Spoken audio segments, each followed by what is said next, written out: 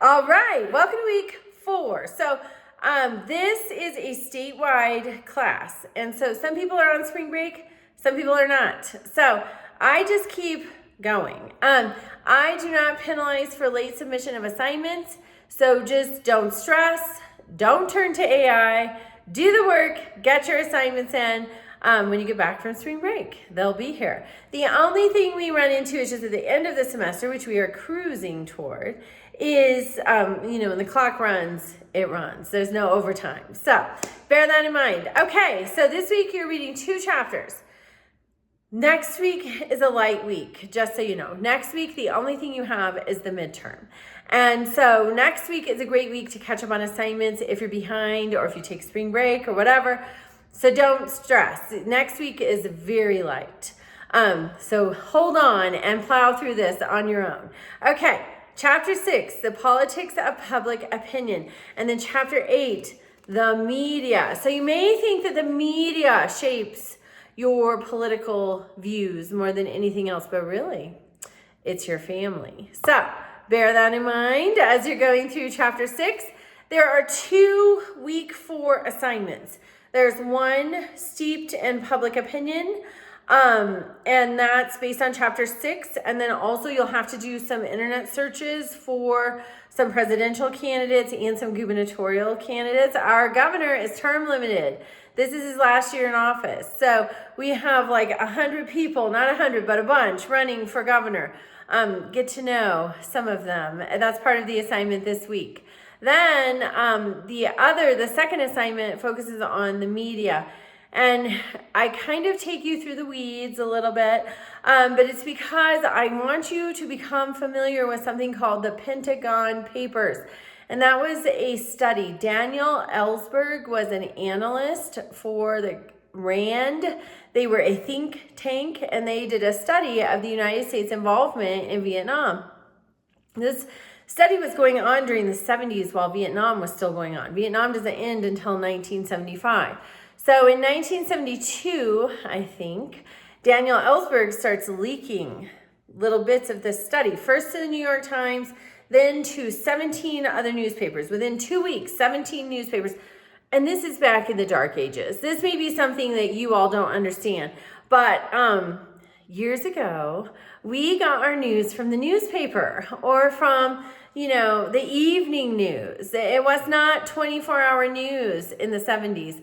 Not that I would know that personally because I was just a baby in the mid-70s, but anyway, in the 80s, it was still very similar. We got our news. There was morning news, evening news, sometimes something at noon. I know this because my dad is a cotton farmer and we would have to watch the weather. And there was to be silence during the weather forecast. So we would have to sit around the TV and watch the weather. But that aside, that's how people got their news. Was the newspaper or the nightly news predominantly. Everybody's watching the news. That's how people got their news. It was not a 24-hour news cycle. There were no cell phones. There was no way to know what's going on in the outside world without either a well-informed neighbor who was willing to share or newspaper news. It was not this 24-hour thing. We don't see that until the 90s, the 24-hour thing, and then cell phones become a thing. But as far as carrying around a world of information in your pocket, we don't really see that till just like the last 10 years or so. So then now you understand the importance of Daniel Ellsberg leaking the Pentagon Papers to the New York Times, to 17 other newspapers, because that's where people are getting their news. And so now, already Vietnam was not popular. It was expensive. We are losing American lives. People don't understand, why are we there? And remember, why are we there?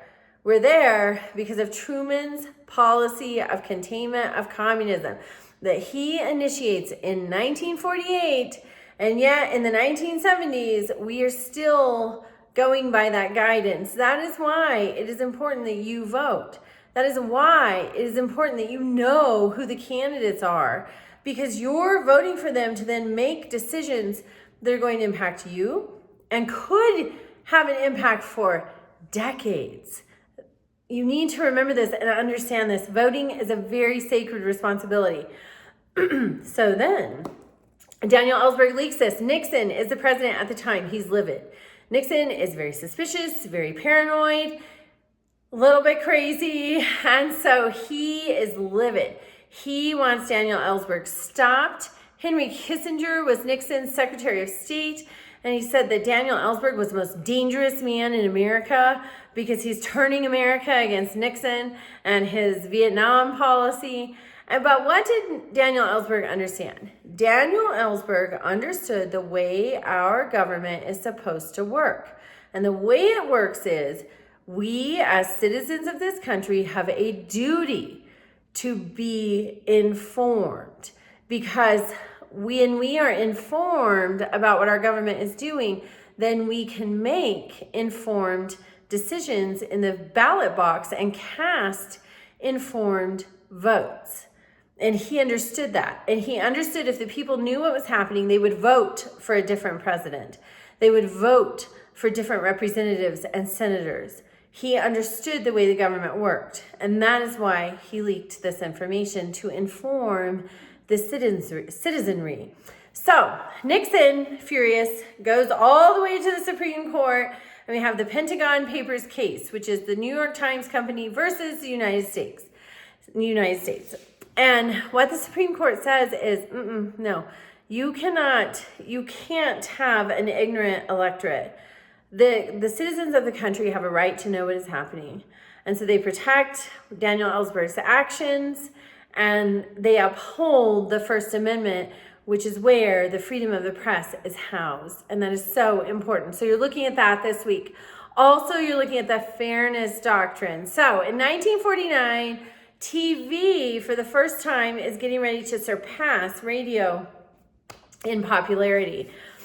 That's probably hard for you guys to imagine. But once upon a time, you didn't watch TV, you didn't watch streaming things on your phone or whatever.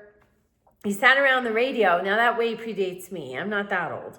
But the family would sit around the radio. That's how they got their entertainment, their news was around the radio. So in 1949, TV starts to surpass radio. People recognize this is a powerful thing. And so the fairness doctrine is instituted by the Federal Communications Commission. And it says you cannot ignore important news stories. And when you're talking about important news stories, you can't just tell the side of the story that agrees with you. You have to tell both sides. You have to give airtime to opposing views. And so that was the law of news until 1987, when that's repealed. And so you're going to examine, does that comport with the First Amendment or not when it's repealed? But something we see coming on the scene after it's repealed was Rush Limbaugh. You can have single-sided news sources, single-sided debates. You don't have to give it equal airtime to the other side anymore. So Rush Limbaugh was really the poster child of the repeal of the fairness doctrine. So this is a really important time in our country's history and our government's history, but also so important for you to understand your duty. It's not just if you feel like it. It's not just if you get around to it. It's not just if it happens across your social media feed or whatever. You have a duty to be informed. And that is why when you take this class, I encourage you to find a liberal news source and a conservative news source so that you can be informed. Because remember, that fairness doctrine has been repealed. It is our duty to find both sides. It's not the news people's duty to tell us both sides. It's our duty to find it. And every time you hear a story, it's no different than assuming you still see friends in person. Not everybody does in this digital age, but it's important that you do. But if your friends get into a kerfuffle and you're trying to figure out what happened, they're each going to have their own side of the story. And that's not necessarily that one of them is lying. It's everybody's perception is going to be different because our perceptions are unique to us. But you want to talk to both of your friends rather than taking a side initially, because somewhere in the middle is hopefully the truth. So that's what you have to do with news. You have to get it from both sides. All right, so that's this week. It's a huge week, but keep in mind next week, very light. Next week, great opportunity to catch up. So reach out with questions and have a great week.